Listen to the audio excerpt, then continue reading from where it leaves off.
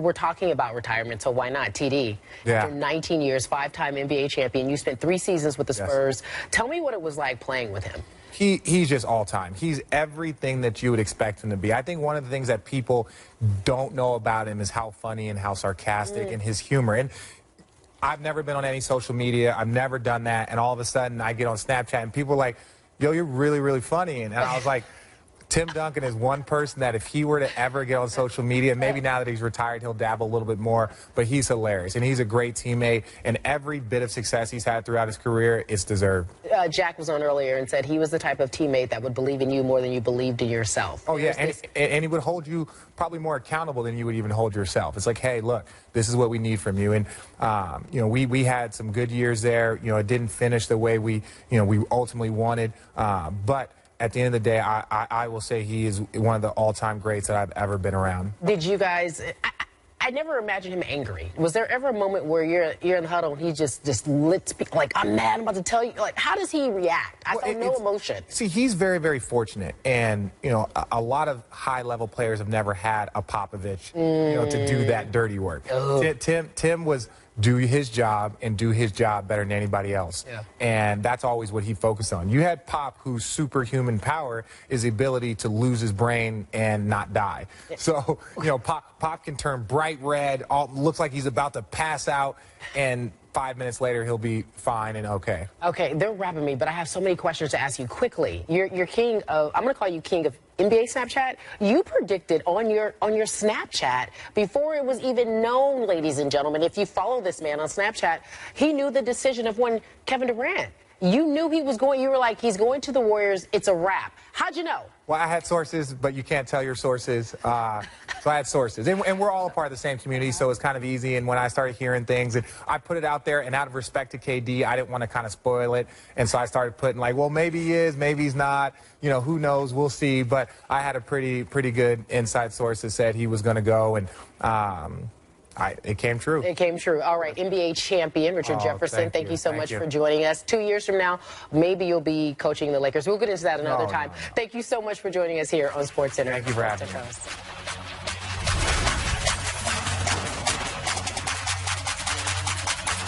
The breaking news this morning, one of the greatest players in NBA history, Tim Duncan, has announced he is done. He is retiring. Duncan, the first pick in the '97 NBA draft, spent his entire 19-year career with the Spurs, winning 5 championships.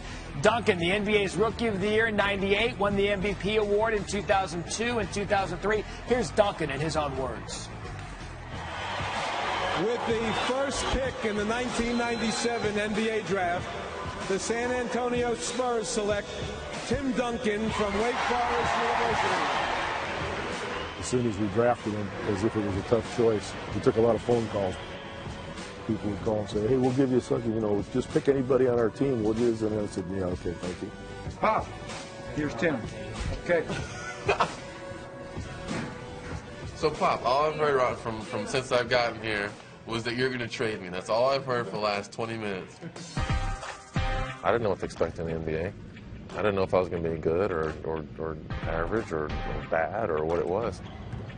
Right after I get drafted, Poppy's like, there's summer camp.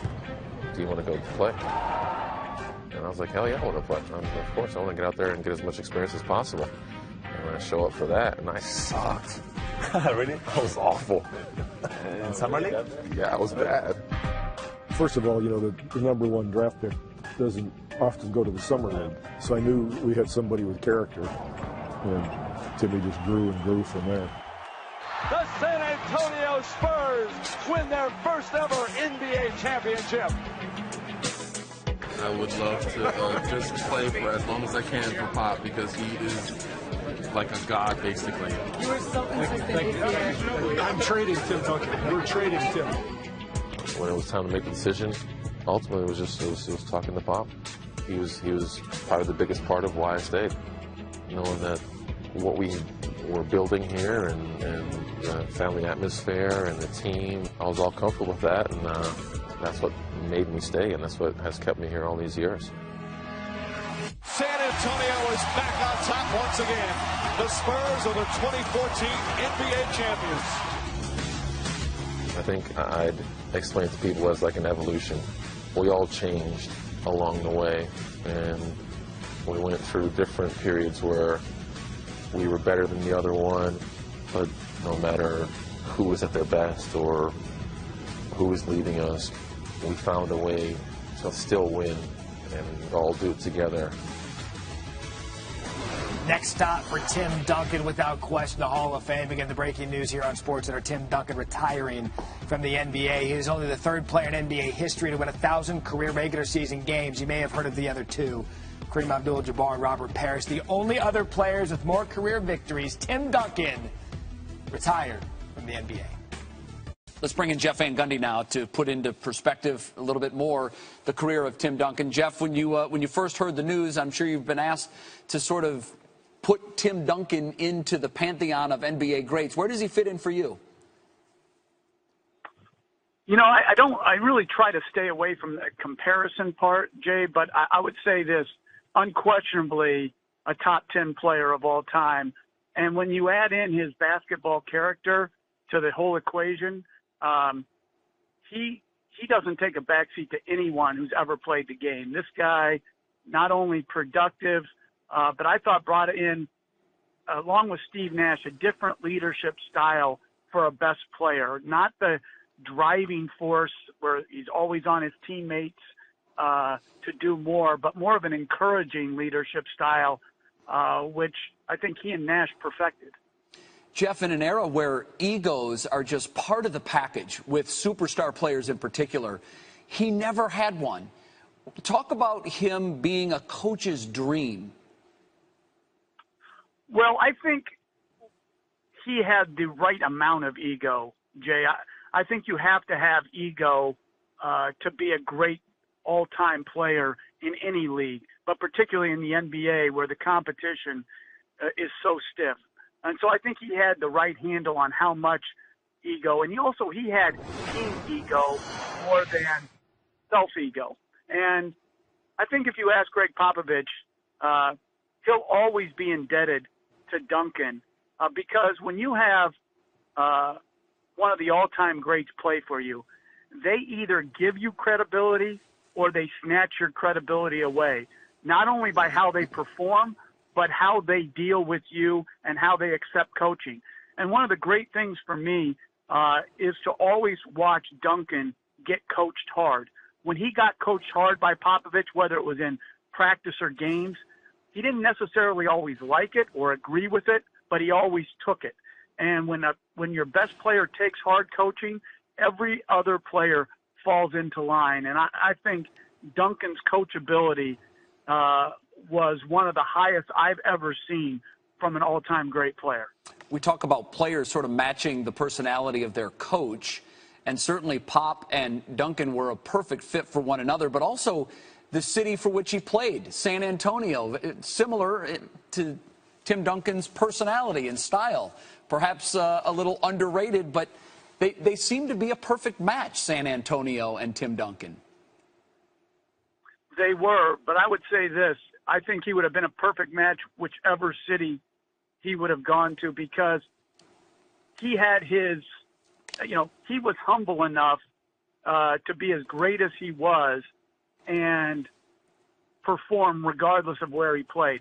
And to me, what's interesting about Duncan and the Spurs, more than how much they won, the 5 championships they won when Duncan played, was how they handled losing. The last 2 years are a great example. They lose in the first round of the Clippers in a tough Game 7 where Chris Paul hits a terrific shot, and then they lose.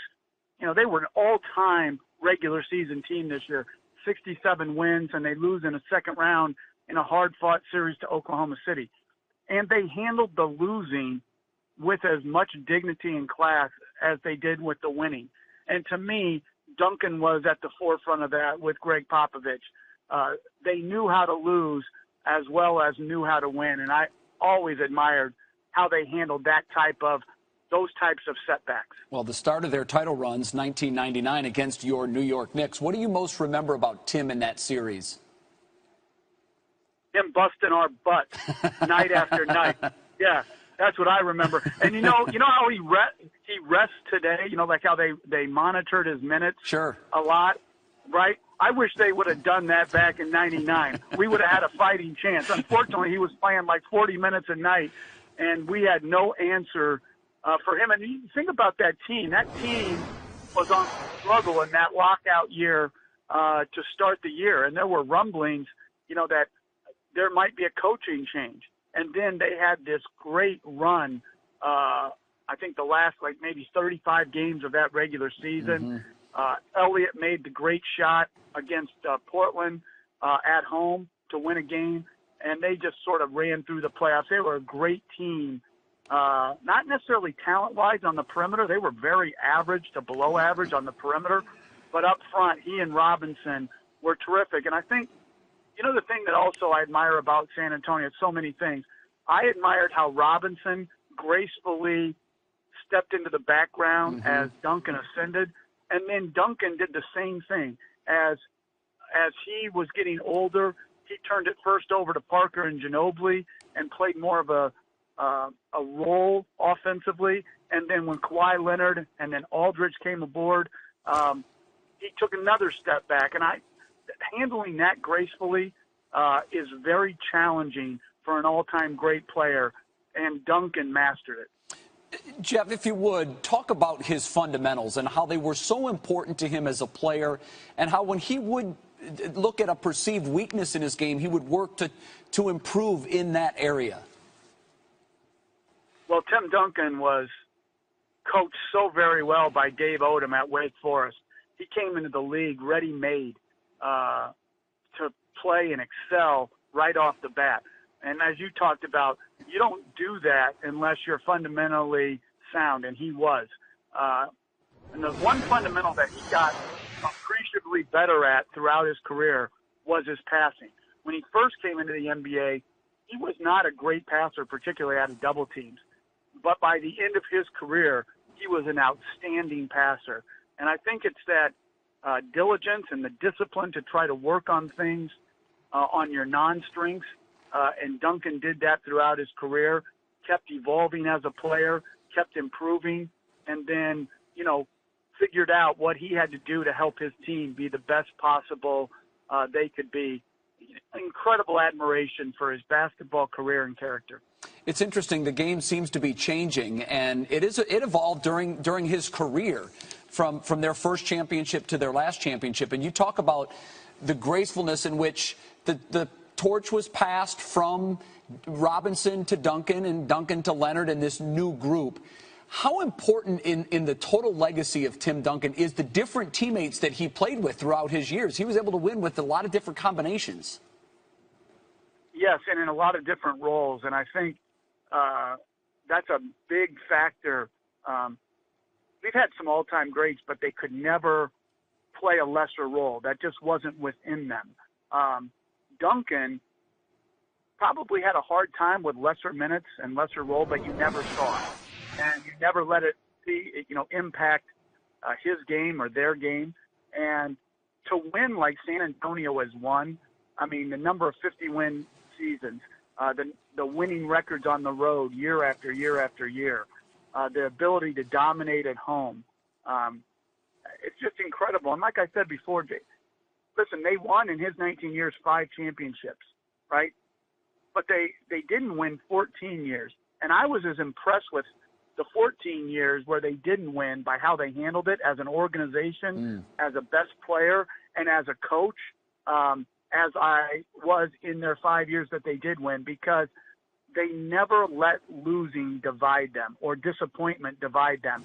They came back recharged, re-energized, and they always gave their best. And I thought more than any organization in the NBA, they absolutely win with class and they lose with class.